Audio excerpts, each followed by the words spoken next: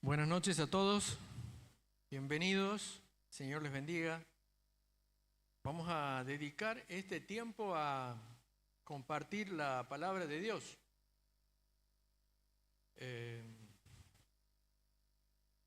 A veces pasa que cuando predicamos un mensaje desde aquí, desde el púlpito, alguien está diciendo en su corazón que uno está adivinando lo que le está pasando. Dice, me está hablando a mí. Bueno, no lo tome así. Cuando estamos aquí, lo que hacemos es proclamar el consejo de Dios. Él sí conoce lo que nos está pasando y tómelo de esa manera. Esto es así siempre y cuando nos ajustemos ahí al texto. El título proviene de 1 Corintios 10, 11. Perdón, 12. Donde dice, así que, y a esas dos palabras le hace necesariamente, necesitan contexto. El que piensa estar firme, mire que no caiga, ¿no? Aunque el título es mire que no caiga, nada más. Si de todo lo que estamos aquí yo le pregunto, ¿quién de ustedes lo conoce o quién lo podría decir de memoria? Seguramente muchos levantarían la mano. Porque no solamente es muy conocido, sino que es muy cortito, muy fácil de memorizar. Yo no soy tan bueno para memorizar, pero este es pequeñito, así que sí lo sé. Los que sí lo voy a poner en un apuro, a varios, es si le digo, a ver, ¿en qué contexto está este versículo? Porque no sabemos un montón de versículos, pero no sabemos ¿cuál es la razón por la cual fue puesto ahí?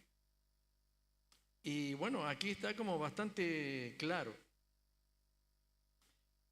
Pero este versículo está en contexto de, diría, 3 capítulos. Empieza en el capítulo 8, sigue con el capítulo 9, sigue con el capítulo 10, y todo eso, la misma hilación está hasta el 11. El 11 ya cambia de tema. Entonces, bueno, de manual que tengo que arrancar un poquito con el capítulo 8, versículo 1. Dice Pablo, en cuanto a lo sacrificado a los ídolos. Esto a mí me divierte un poco, pero la verdad que no es motivo de mucha gracia, pero me divierte en el sentido que muchas veces, más en mi juventud, cuando salía y iba a enseñar en otros lugares, siempre hay alguien en la iglesia que te va a hacer la pregunta más difícil del mundo con la expectativa de que vos la vas a resolver, ¿verdad? Y que a veces también ya tiene una posición él de antemano. Y a mí lo que me causa gracia es que en Corinto, en la iglesia de Corinto, muchos capítulos en el inicio, Pablo corrige muchas conductas que estaban muy mal y que él anticipaba que iban a estar mucho peor, pero muchísimo peor. Por eso los principios de la palabra o lo que uno aprende tienen de preventivos. La palabra de Dios es preventiva. No escapa que nosotros vamos a cometer errores o pecados. Pero si dices, mirá, si vos obedeces, vas a reducir al mínimo los errores y los problemas en la vida. Y entonces Pablo pareciera que esquiva el problema. Sí le responde la pregunta, porque después él responde a preguntas que le hicieron de la iglesia de Corinto. Lamentablemente esa carta se perdió, no está, pero aquí están las respuestas. Y le dice, mira, Pablo, este tema de la carne que se ofrece en el templo y que comen todos los creyentes, ofrecida a los ídolos, al paganismo, a todo lo demás, es un problema. Entonces, por sí o por no, dice, ¿se puede o no se puede? Y Pablo dice, pará, tranquilízate un poco. ¿No? Tranquilízate un poco. Dice, no, yo no quiero una respuesta ambigua. O no comemos todo o comemos todo. Y Pablo dice, mira, sabemos que todos tenemos conocimiento, o sea, todos tenemos el uso de la razón, todos. Pero dice, el conocimiento envanece, pero el amor edifica. Si alguno se imagina que sabe algo, aún no sabe nada. Pero si alguno ama a Dios, es conocido por Él. No sé si le pasa a ustedes, pero nada que ver la respuesta que el otro quería, ¿verdad? Y a mí lo que me causa gracia es la habilidad para escapar de la pregunta, pero irse a otro problema que es inmensamente peor que el que él quiere saber. Y ahí habla del conocimiento en el sentido de que a veces el conocimiento lo único que hace es crear orgullo, egocentrismo, de querernos, que nosotros podamos ser superiores a los demás, pero sobre todo el contexto de que decir, yo me puedo meter en cualquier situación problemática de la vida que otros no pueden superar sin ningún tipo de problema. De manera que yo no me meto en problemas y allá los otros. El que hacía, iba al templo, donde sacrificaban a los ídolos, al paganismo, la carne, mediante conjuros, oráculos, sacerdotisas, prostitutas que ofrecían sus bondades a toda la gente, se sentaban con esa gente y compraban la carne del templo, que en la carnicería estaba 17.000 el lomo y ahí estaba 4.000 el kilo. Entonces dice, escuchá, la lógica financiera dice que tengo que comprar ahí. Sí, pero escuchá, le estás haciendo mal a toda la iglesia, estás poniendo delante de los hermanos y la conciencia del hermano débil se ve obligado a comer en contra de su conciencia. Eso le hace mal y mal y mal y sigue mal y empieza a tener amargura en su corazón, se puede terminar yendo de la iglesia. Y Pablo hace al final del capítulo una declaración muy fuerte, porque dice en el versículo 10, si alguno te ve a ti que tienes conocimiento sentado a la mesa en el lugar de los ídolos, la conciencia débil ¿no será estimulada a comer y hacer lo mismo que vos? Y por el conocimiento tuyo se perderá en el hermano débil por el cual Cristo murió, ¿no? Por lo cual, si la comida es ocasión de caer, no comeré carne jamás, para no poder tropiezo al hermano débil. Es muy fuerte lo que trata Pablo, y eso estaba sucediendo ahí. Y en el capítulo 9, en todo el capítulo 9, lo que va a hacer el autor es poner su propia vida como ejemplo. Mira, dice, yo vivía en una ciudad muy importante, tenía padres muy adinerados, tan adinerados que compraron la ciudadanía romana, fama en el judaísmo, un futuro promisorio. Pero el Señor me encargó a mí una misión. Y para que yo pueda cumplir la misión, tuve que renunciar a muchas cosas. Vos me dirás, bueno, yo no soy el apóstol Pablo.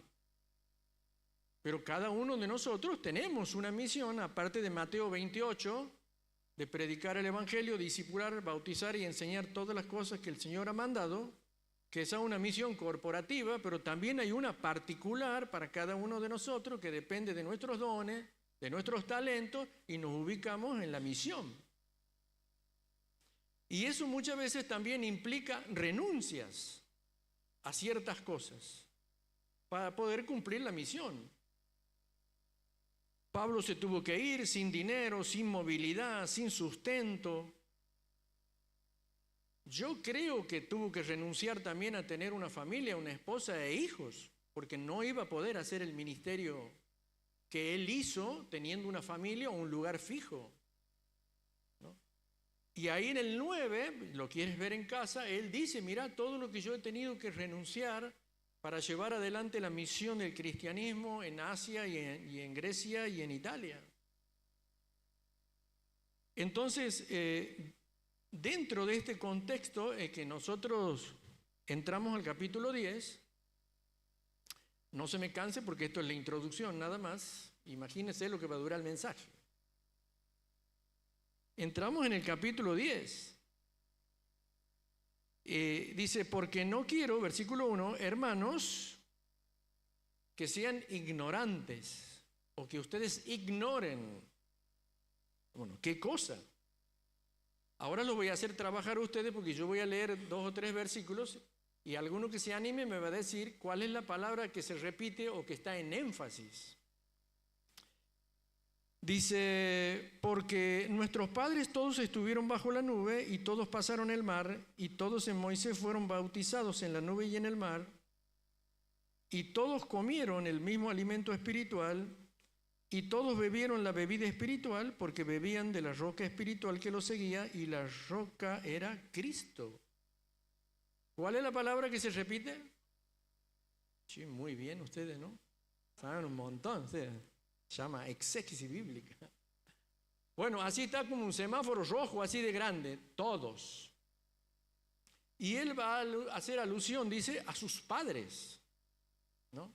A su sangre, al mundo de Israel.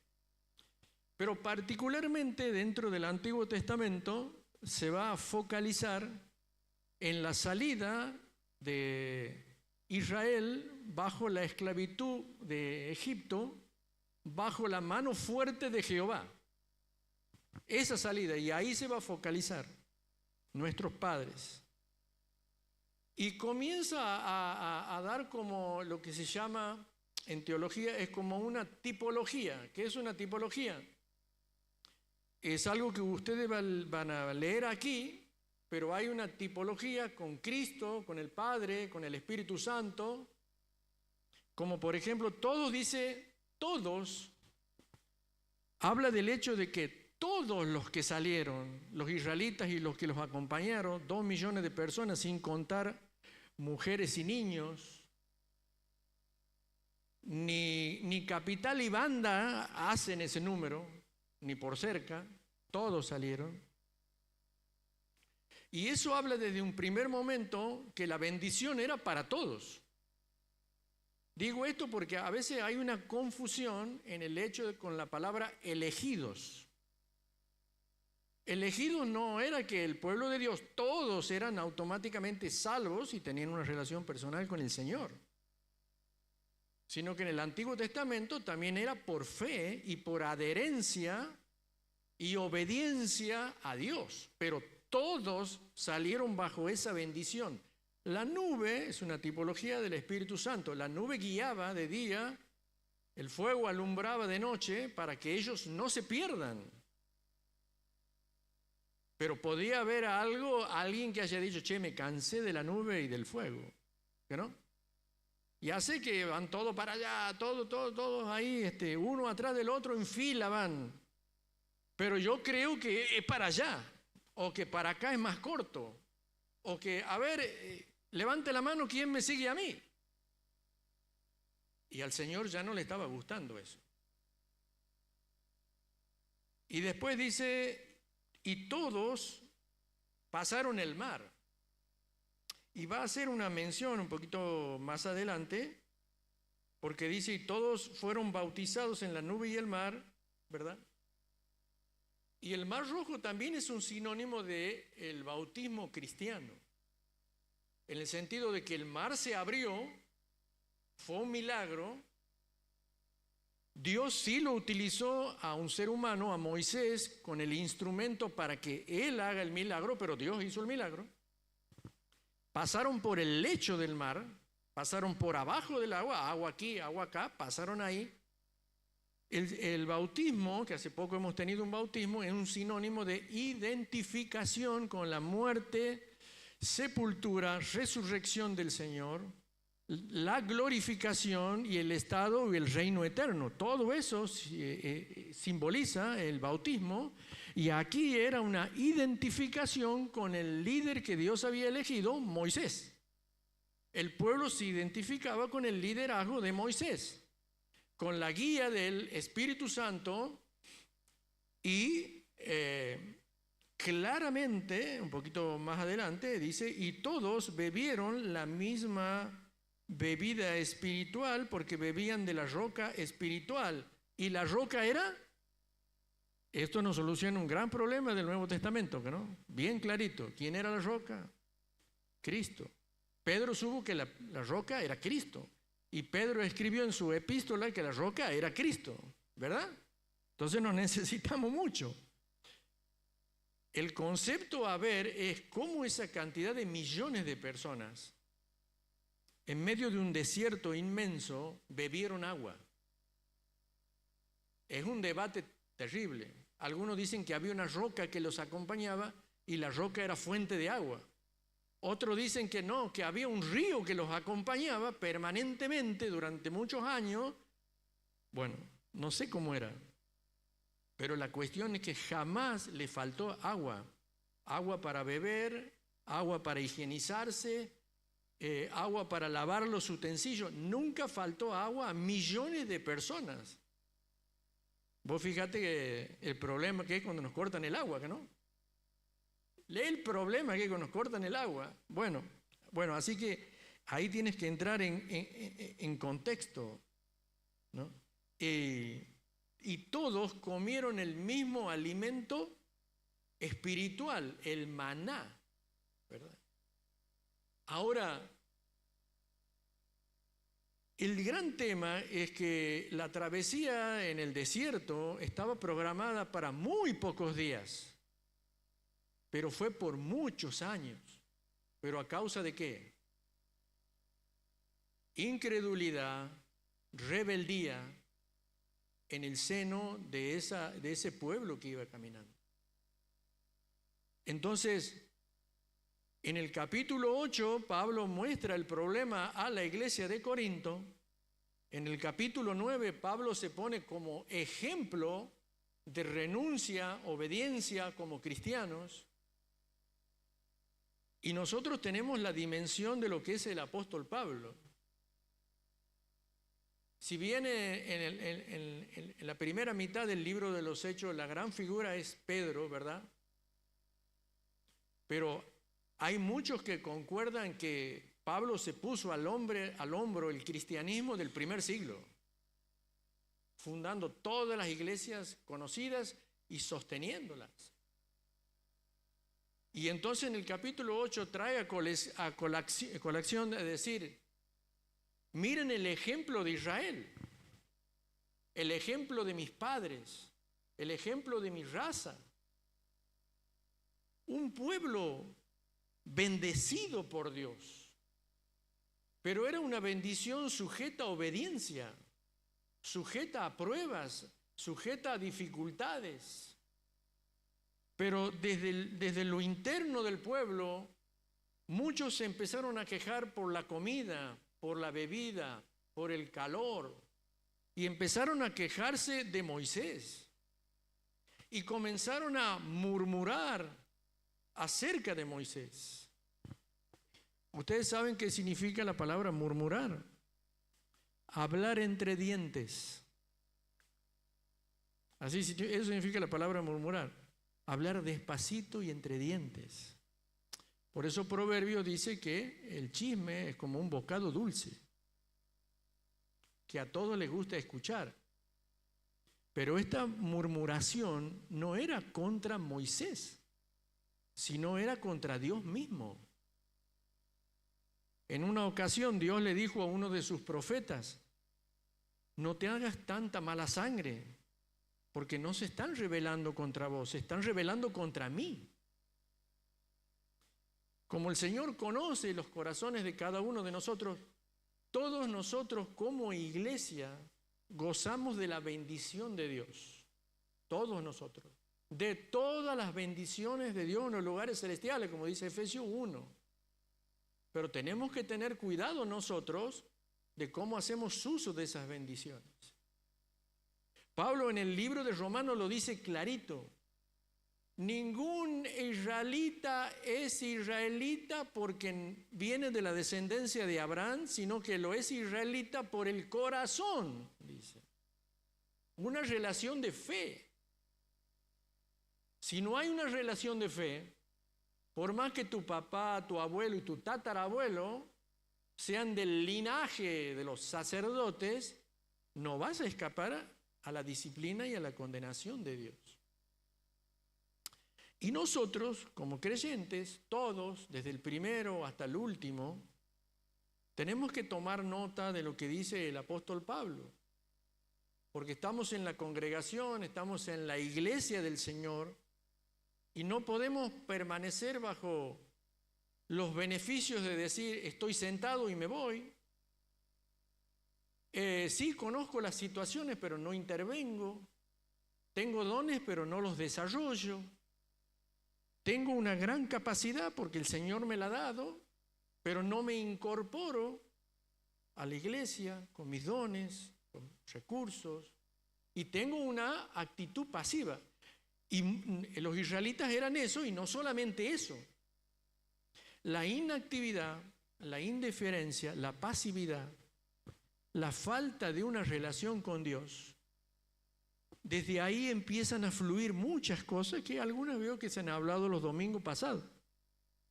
Empieza a fluir ¿qué cosa? Apatía, indiferencia, amargura, murmuración.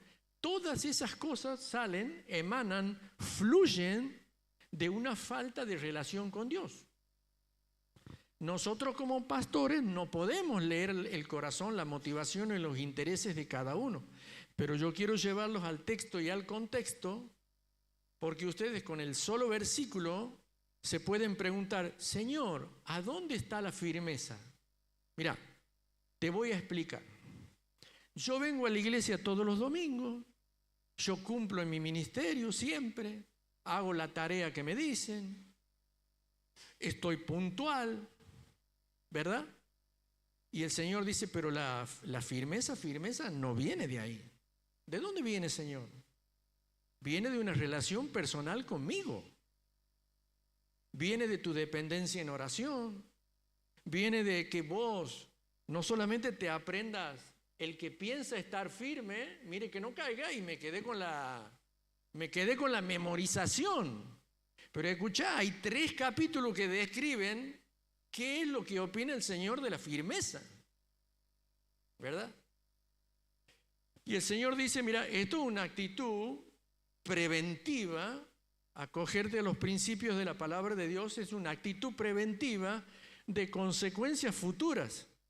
Yo sé que puedes caer temporalmente en algo, yo sé que puedes fallar, yo sé que un día se te puede caer la chaveta del cerebro, muchas cosas, pero eso es previsible, dice el Señor. Para eso está la confesión y el perdón. Adoración, confesión, perdón, y seguimos adelante. Pero aquí veo una cosa, dice que es una rebeldía recurrente, ¿no? Es pecado recurrente, que tienes un corazón predispuesto, no solamente en tu corazón, sino también a contaminar a tus hermanos. Ah, no, a mí no me da nada. A mí no me da nada. 2 veces en el texto, en el capítulo, dice, y estas cosas han servido como ejemplo para que las generaciones futuras no cometan el mismo error. Pero ¿dónde está todo eso? Eso es todo el Antiguo Testamento. Todo el Antiguo Testamento es eso, ¿verdad? Y dice así, mira el versículo 7. Y no seáis idólatras como algunos de ellos, según está escrito. Se sentó el pueblo a comer y a beber y se levantó a jugar. ¿Por qué sucedió esto? ¿Que no? ¿Por qué algunos dijeron, che, vamos a mandarnos una tremenda fiesta? Ahora, aprovechando que no está el fulano. ¿Quién era el fulano? ¿Ah?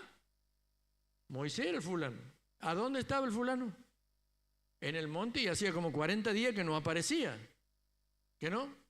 Y entonces el ratón dice, aprovechando que no está el gato, salgamos todos. Tremenda fiesta, a divertirnos. ¿Que no? Ya se habían hecho el becerro de oro, cuando Éxodo 20 que dice, no te harás imagen. La palabra imagen en hebreo significa rostro. Y ahí Dios está diciendo, nadie puede hacer ni venerar otro rostro que no sea el mío. Eso es lo que quiere decir el hebreo. Otro rostro que no sea el mío no puede estar delante de ustedes. No sé si ustedes recuerdan cuando los discípulos le preguntaron a Jesús, muéstranos al Padre y nos. ¿Y Jesús qué respondió? Jesús le estaba diciendo, que ellos como hebreos lo sabían bien. Ustedes me ven a mí, ¿me ven bien?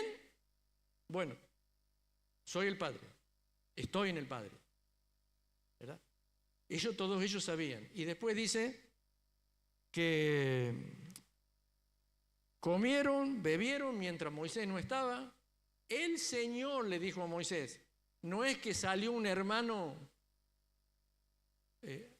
A mí siempre eso me preocupa, de paso lo digo, ¿no? Aprovechando que yo tengo el micrófono, ¿no? A veces hay situaciones particulares de problemas en grupos. No me preocupa. Lo que a mí me preocupa es que alguien en el grupo no se levante y diga, estamos haciendo re mal, estamos ofendiendo al Señor.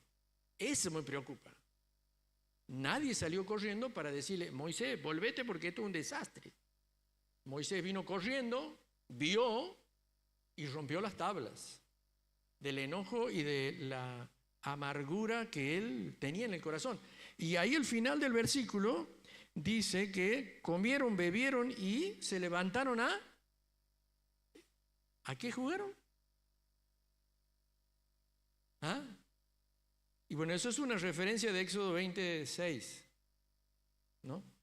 Es una referencia de Éxodo 26, está usando ahí la misma palabra y no tiene una connotación positiva eso. Eso de jugar no tiene una connotación. Es la misma palabra que se utiliza en Génesis 28 cuando el rey Abimelech estaba mirando por una ventanita que hacía Isaac con Rebeca. Porque Isaac le había mentido que era la hermana.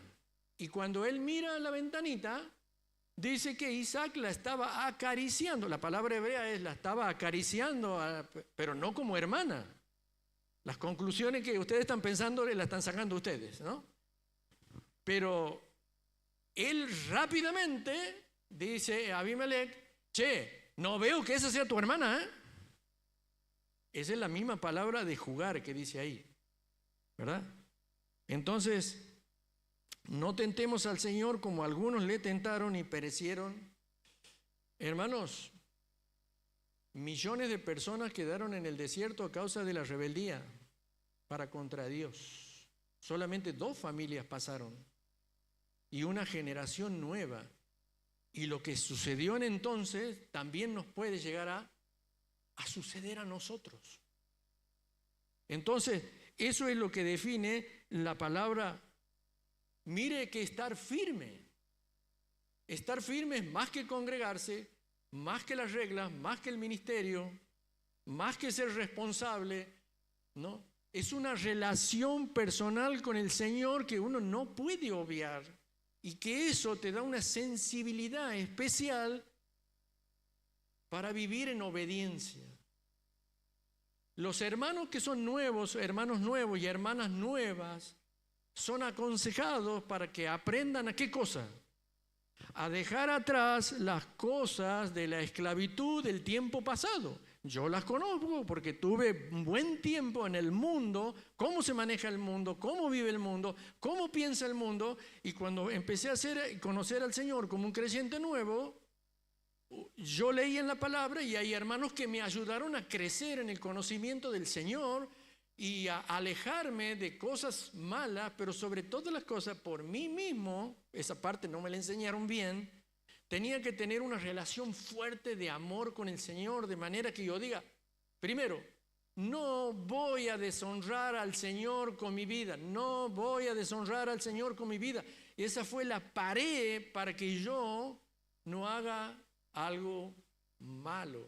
Y el Señor muchas veces me cuidó y me volví de ahí, ¿verdad? Cuando uno como que se vuelve del metro, por mi relación personal con el Señor y el Espíritu Santo que dentro mío me estaba interpelando. Así que el que piensa estar firme, dice, mire que no caiga. El que mire que no caiga es de una relación personal con el Señor. es la observancia del ser interior. Todo este mensaje que Pablo utiliza a partir del 8, 9 y 10 es para amonestarte hoy en tiempo presente, para que honestamente vos puedas decir: ¿está bien mi relación con el Señor en este momento? Tanto para los que tienen poquitos años en el Señor, que están aprendiendo, tanto para los más viejos que tienen muchos años. Decir: ¿está bien mi relación con el Señor?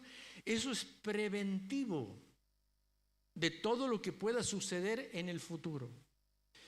La tierra prometida también es como un ejemplo de cosas que queremos, de cosas que soñamos, de cosas que le pedimos al Señor, pero todo está en un ambiente de obediencia. Obediencia. Todo eso está adelante, pero requiere obediencia. La tierra prometida, muy poquitos fueron. Mirá, ni siquiera, ¿cómo será el Señor? Ni siquiera Moisés pudo pasar a la tierra prometida, porque un minuto antes de pasar cometió un gran error. Y Dios, mirá, Moisés, lamentablemente, todo esto te usé como instrumento a vos. Esto nos sirve también para los líderes, para los pastores, para los que guían, que tenemos que observar y tener una vigilancia mucho más fuerte de nuestro corazón, porque no hay nada de qué confiar en la carne. El que se confía va a la ruina espiritual. Y vamos a terminar con esto.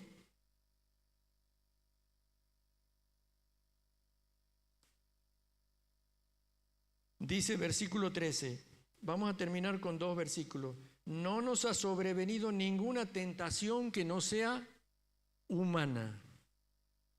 Fiel es Dios, que no nos dejará ser tentados más allá de lo que podemos resistir, sino que también juntamente con la tentación va a estar la salida. No va a haber ninguna prueba, no va a haber ninguna dificultad, no va a suceder nada en la vida de un creyente que es obediente a la palabra de Dios y que quiere honrar a Dios, que no pueda superar, porque Dios va a estar al pendiente de darle la salida. Al pendiente, ¿verdad? Y el último versículo es: así que yo de esta manera corro, no como a la aventura, de esta manera peleo, no como quien golpea el aire. Mi abuela sabía decir: vete, compra algo, pero no vayas como tonto, chocando con todo, entreteniéndote con cualquiera. Andas como tonto por la calle, cualquier día te va a chocar un auto. Bueno, no tengo mejor explicación que esa, pero Pablo dice: yo no vivo mi vida como tonto. No salí de Jerusalén como tonto, no salí por todo Asia como tonto, ni fui a Grecia, ni fundé iglesia en Roma, Italia como tonto, sino que tengo un plan muy establecido que el Señor me lo ha dado y lo sigo al pie de la letra. No tengo plata, no tengo dinero, no tengo casa, no tengo familia, y en cualquier momento me llevan a la cárcel y me cortan la cabeza. Pero eso es lo que el Señor quiere de mí y yo lo sigo, y no voy a ser de estorbo a nadie. Al contrario. Al contrario. Y con este termino. Versículo 27.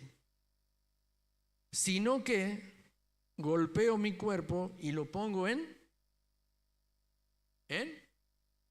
servidumbre. Pocas veces a mí me gusta, cuando doy un mensaje, hablar del griego, porque es suena como medio vanaglorioso, ¿verdad? Pero en este caso se hace así por la traducción. Cuando dice sino que golpeo mi cuerpo, él está hablando medio como del boxeo que practicaban mucho los griegos. Le está hablando a griegos, y ahí significa un golpe que se da debajo del ojo. Y ahí dice golpeo mi cuerpo. El original dice que es como un golpe o una trompada que se da debajo del ojo. Bueno, No sé si siguen mucho ese deporte ustedes, pero la trompada que termina toda la película es la que se da en el mentón, que es la que conmueve toda la masa cerebral y la persona ahí duerme por lo menos 1 minuto, 2 minutos.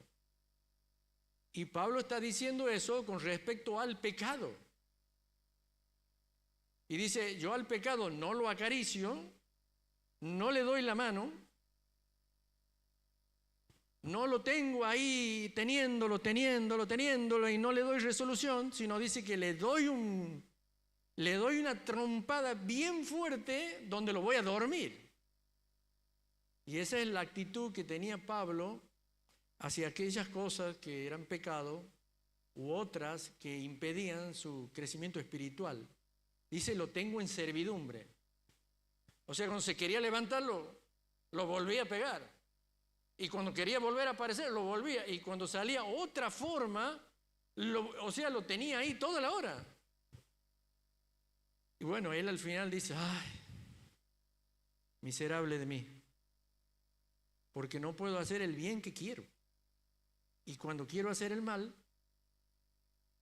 a veces eso sale. Y parece que toda mi vida va a ser así, dice Pablo. Y sí, toda la vida va a ser así, hasta el último día de su vida. Tener a raya todas aquellas cosas que impiden mi crecimiento espiritual y apropiarme de la bendición de Dios, ¿verdad? Entonces dice ahí, en servidumbre, no sea que yo, habiendo siendo heraldo, venga a ser eliminado. Eso dice que no vaya a ser que yo siempre enseñé, aconsejé, soy un líder espiritual, soy un consejero, tuve una relación personal con el Señor durante mucho tiempo, pero llega un momento que descuido totalmente mi relación con el Señor y me estoy midiendo por responsabilidad, por rendimiento y esas cosas. Y empiezo a decaer. Y empiezo a acariciar el pecado me empieza a gustar y todo eso. Y termino apartándome del Señor. Bueno, todo eso que he hablado sale del versículo. El que piensa estar firme, mire que no caiga. Termino con una ilustración futbolera, porque aquí todos son futboleros. Vieron que cuando hay un equipo que le hacen un gol, se desarticula, pero completamente. Todo lo que le han enseñado durante la semana y el año, ninguno se acuerda de lo que el técnico le dijo. Y a mí me hace gracia porque el técnico sale despavorido a la mitad de la línea de la cancha, lo mira todo y le dice, ¿qué significa eso? Están como tontos, no hagan lo que les enseñé. También les enseñé que cuando les hagan un gol y estén en desventaja, la mentalidad de lo que han aprendido, de lo que han trabajado, de lo que hacemos durante toda la semana, eso tienen que hacer ahora. Sigan haciendo eso. Sigan haciendo. El que quiere estar firme, mire que no caiga. Señor, te damos gracias en esta noche que hemos abierto, Señor, tu palabra y hemos recibido tu consejo. Quedan tantas cosas, Señor, pero queremos tomar esta amonestación del apóstol Pablo cuando dice que estas cosas han servido como ejemplo para las generaciones venideras. Nosotros estamos hoy en esa generación de que el Pablo nos advirtió. Ayúdanos, Señor, en este día, en esta noche, en este día domingo, a analizar, a valorar, a evaluar nuestra relación contigo. Parece muy recurrente que siempre lo decimos, pero que tengamos temor, Señor, de que esa falta de relación pueda arruinar todo lo que queremos, soñamos para nosotros, para nuestra esposa, para nuestros hijos, para la elección de la novia, de la esposa, compañera de toda la vida, Señor. Que esa relación marque el rumbo de nuestra vida. Dejamos, Señor, todo en ti y esta amonestación en nuestro corazón, en el nombre de Cristo Jesús. Amén.